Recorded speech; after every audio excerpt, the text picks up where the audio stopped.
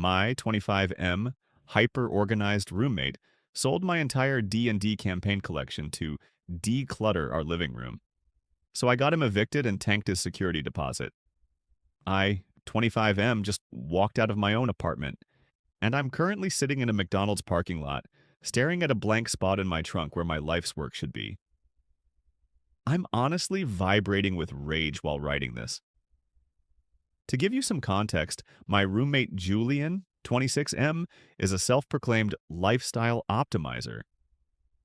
He's one of those guys who wakes up at 5 a.m. to cold plunge and thinks a clean counter is a personality trait. My parents think he's a great influence because he's pre-law and keeps the place smelling like eucalyptus.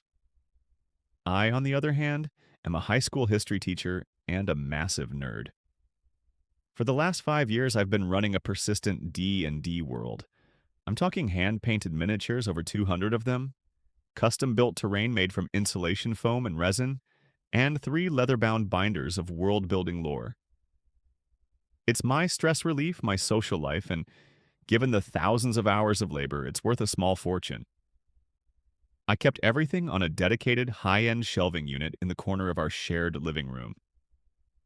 Julian has been making passive-aggressive comments about visual noise and childish clutter for months, but I always reminded him that I pay 60% of the rent for the larger room, and that corner was my designated space in the lease agreement we signed.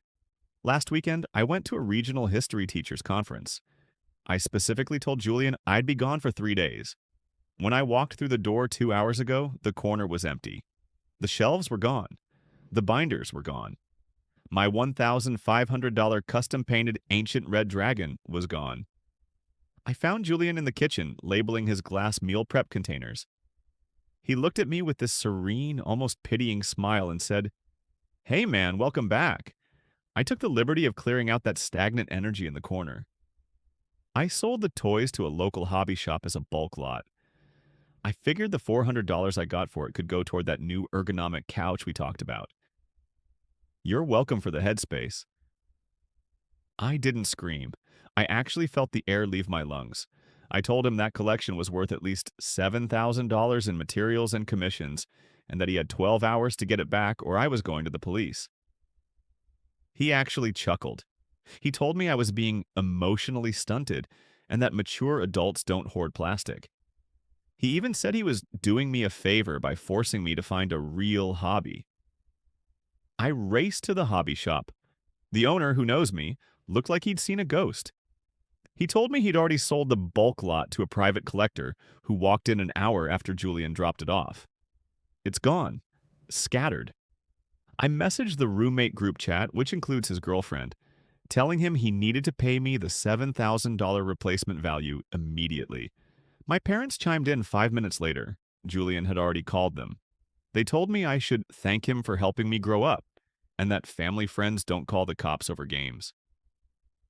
That was the moment. The moment I realized that Julian doesn't think he's a thief. He thinks he's a mentor. Julian thinks he's the master of the lease because he's the one who communicates with the landlord. What he forgot is that my uncle is the one who actually owns the condo, and I'm the only one whose name is on the actual property insurance policy. I'm shaking. Part 2 is out now.